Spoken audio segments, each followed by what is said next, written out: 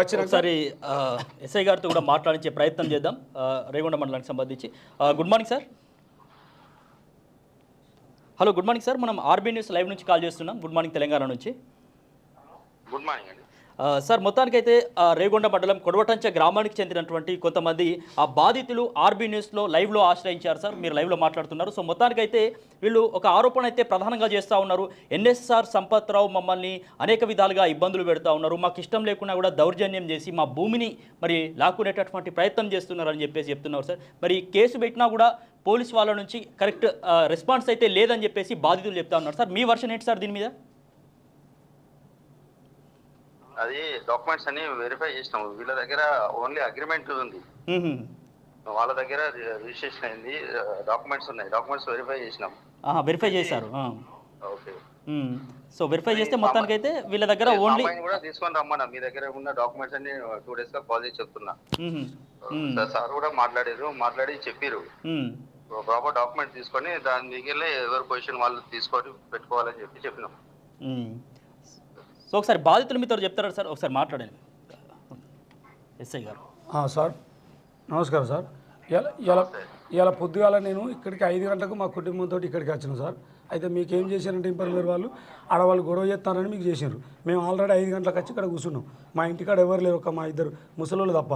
అయితే మరి ఇప్పుడు మన కానిస్టేబుల్స్ అక్కడ పోయినట నాకు ఫోన్ చేస్తే నేను గోపాలపల్లి ఉన్నా అని చెప్పిన. అయితే ఎప్పుడు కానీ గివే క్రియేట్ చేసి ఏది ఆడవాళ్ళు గొడవ చేస్తున్నారు, ఇది వాస్తున్నారు అది వాస్తున్నారు అనే మీకు తప్పుడు సమాచారాలు ఇచ్చి మమ్మల్ని ఇబ్బంది పెడతారు సార్. మేము ఇప్పుడు ఇక్కడ మేము వచ్చింది 5 గంటలకు గోపాలపల్లికి. మా అన్నదమ్ముల 3, మిగతా 2-3 నాతోటి కొన్నోళ్ళు, మేమందరం వచ్చి ఇక్కడనే ఉన్నాం. ఇప్పుడు మీతోటి వాళ్ళు అక్కడ కనీలు వాస్తున్నారు గొడవ చేస్తున్నారని మీకు సమాచారం ఇచ్చి చెప్పారు కదా సార్.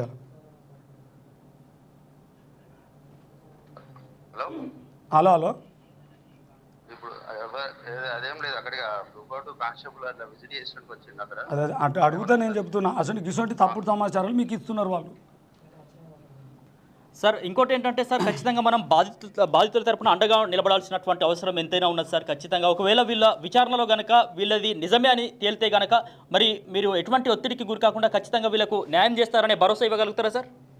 తప్పకుండా డాక్యుమెంట్స్ అన్ని వెరిఫై చేసి ఎవరిది వాళ్ళు ఉంటే తప్పకుండా చేస్తాం. సో మొత్తానికి ప్రాణహాని కూడా ఉందని చెప్తా ఉన్నాడు సార్. ఖచ్చితంగా వీళ్ళకు ప్రొటెక్షన్ అయితే ఇవ్వాల్సినటువంటి అవసరం ఎంతైనా ఉన్నది సార్.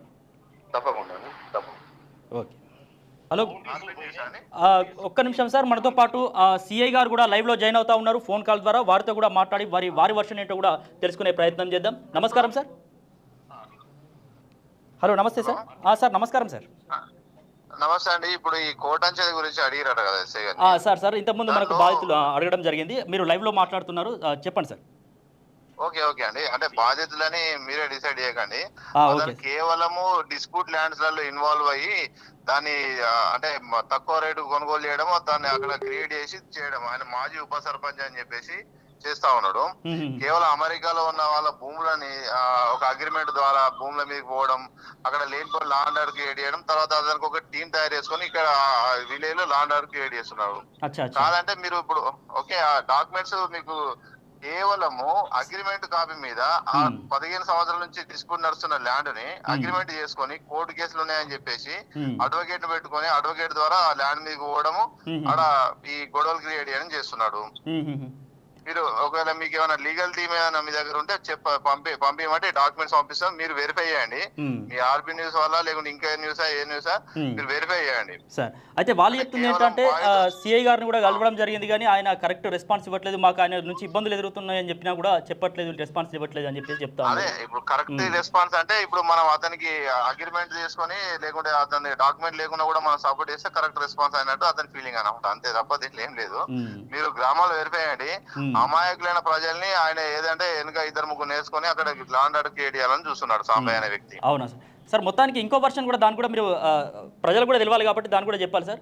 ఏంటంటే మొత్తానికి సిఐ గారికి సంబంధించి మేము ఫిర్యాదు అయినప్పుడు ఎన్ఎస్ఆర్ కూడా భూమిలో అడుగు పెట్టద్దు, అదేవిధంగా మమ్మల్ని కూడా అడుగు పెట్టద్దు అని చెప్పేసి, సో మమ్మల్ని మేము సపరేట్ ఉన్నా కూడా వేరే వాళ్ళు ఎన్ఎస్ఆర్కి సంబంధించినటువంటి వ్యక్తులు మాత్రం అక్కడ వాళ్ళ పని వాళ్ళు కానిస్తున్నారని కూడా చెప్తున్నారు సార్.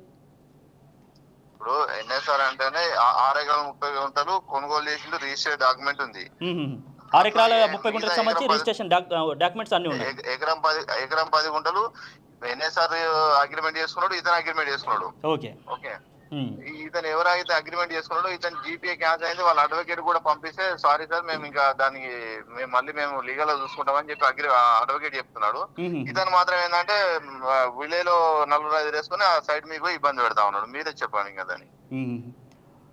సో మొత్తానికంటే ఈ విచారణలో మీరు ఫైనల్గా ఇదే సార్ మీ ఫైనల్ దీనికి సంబంధించినటువంటి డిసిషన్